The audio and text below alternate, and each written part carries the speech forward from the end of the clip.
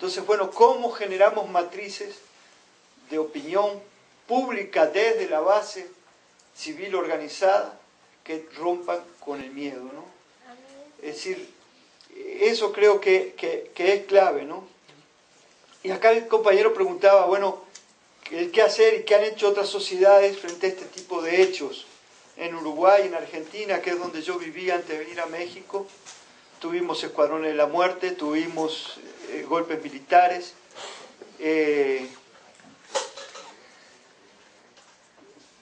Una cosa que me surge así en la cabeza ahora, que esto del mando único que impulsa Calderón, es un paso que puede llevar justamente a retrasar por años, si no se lo frena, la posibilidad de un cambio pacífico, civil, pacífico.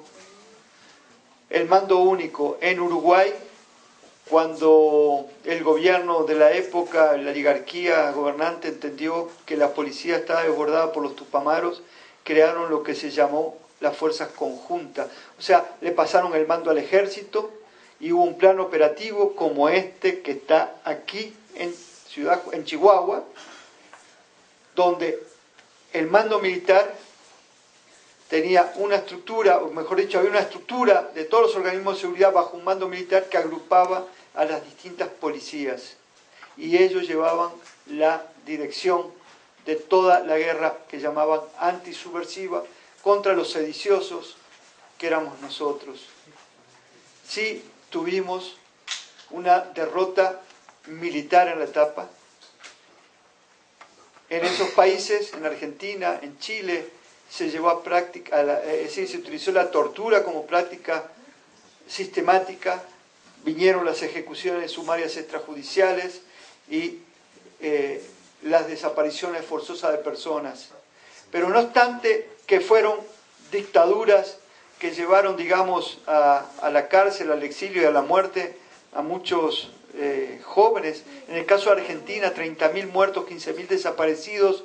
Piensen ustedes, los más viejos, que saben lo que es formar un cuadro militante, lo que lleva a acumular experiencia y formar un cuadro dirigente. Bueno, ahí barrieron con una o dos generaciones de cuadros.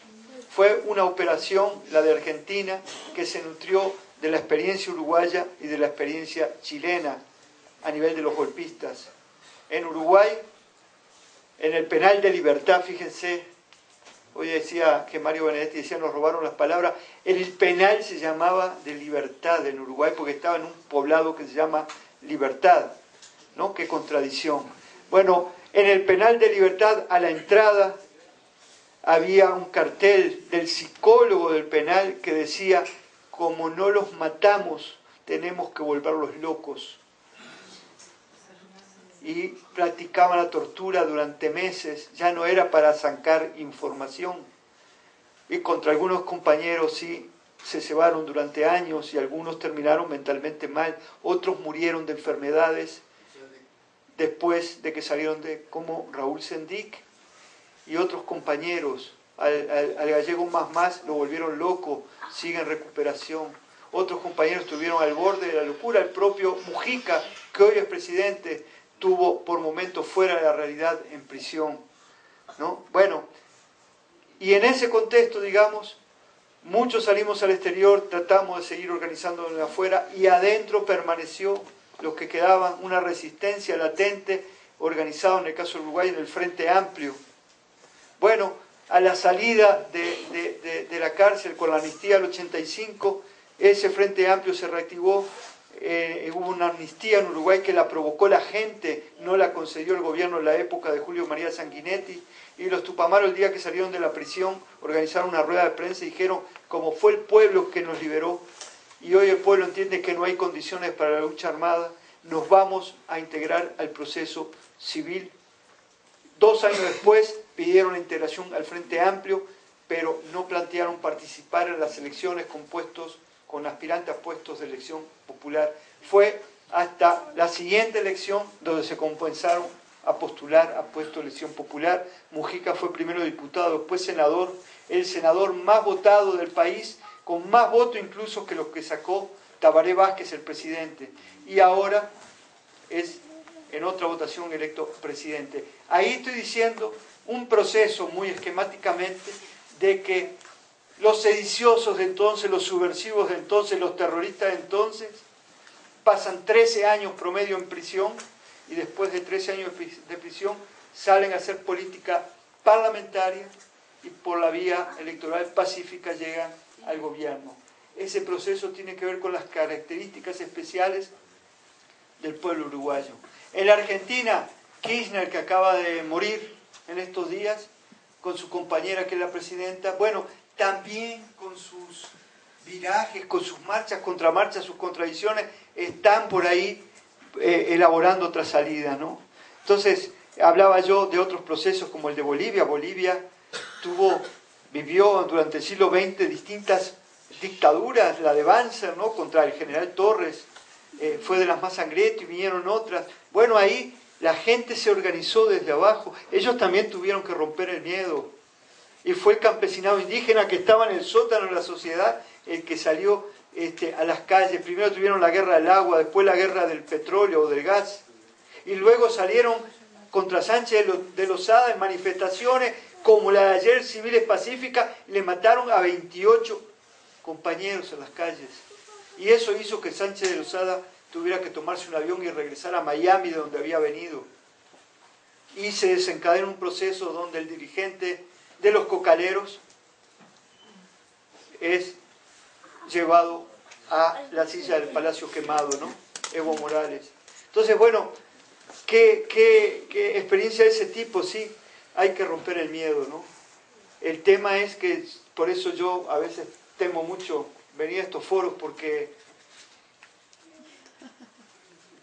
tienen que salir de la gente, de los lugares concretos, lo que se puede hacer, ¿no? Y yo sé que ustedes acá están haciendo mucho, ¿no? Y Ciudad Juárez hoy, este frente que hoy convocó a esta actividad, es el germen de lo nuevo, ¿no? Pueden venir golpes, o no, o de repente ustedes se fortalecen y echan para atrás la ofensiva militar aquí en Ciudad Juárez. Y puede ser el eslabón de otras rupturas de este proceso hegemónico que se intenta imponer desde arriba, ¿no? Pero bueno, en la historia hay marchas y contramarchas, ¿no? Y hay procesos que tienen su punto de que ya está y sale para adelante, y hay otros que demoran más, ¿no?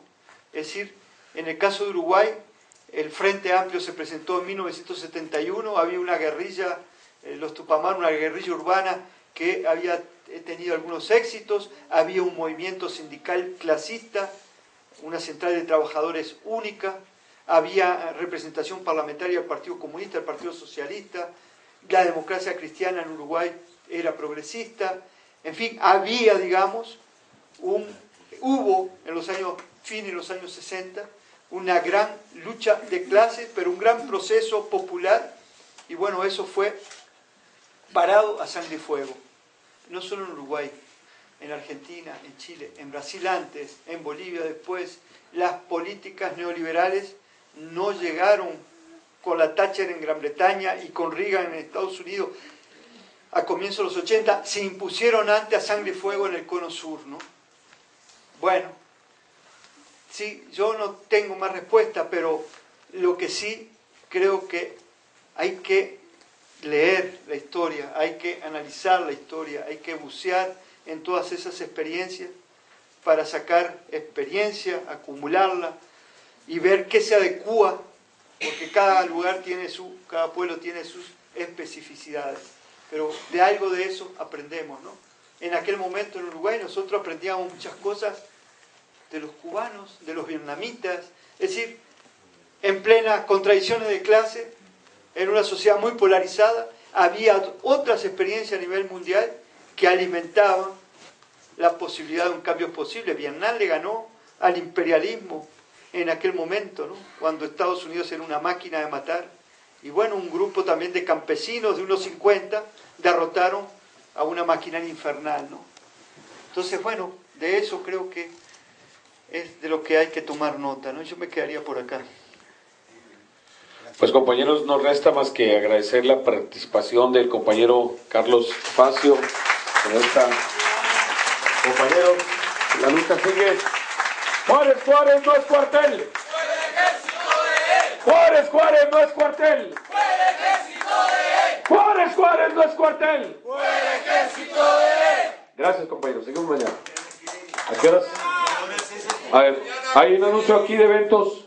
Mañana continúa el foro. Tenemos un evento a las 8:30, pero hay posibilidades. ¿Hay un anuncio 30 en dónde? Sí, compañeros, miren, el día de mañana tenemos la mesa 4, el feminicidio, que va a estar de 10 de la mañana a 12 del día en el edificio C1, Salón 102. Tenemos la violencia económica, también mesa, domingo de 12 del día a 2 de la tarde en el edificio C1, Salón 102. Tenemos 2 conferencias, la conferencia de Fidel Chávez, que anda por aquí, del PRT, el rol del imperialismo y la violencia en México, de 1 a 2 de la tarde. Esta conferencia va a ser en la sala octava.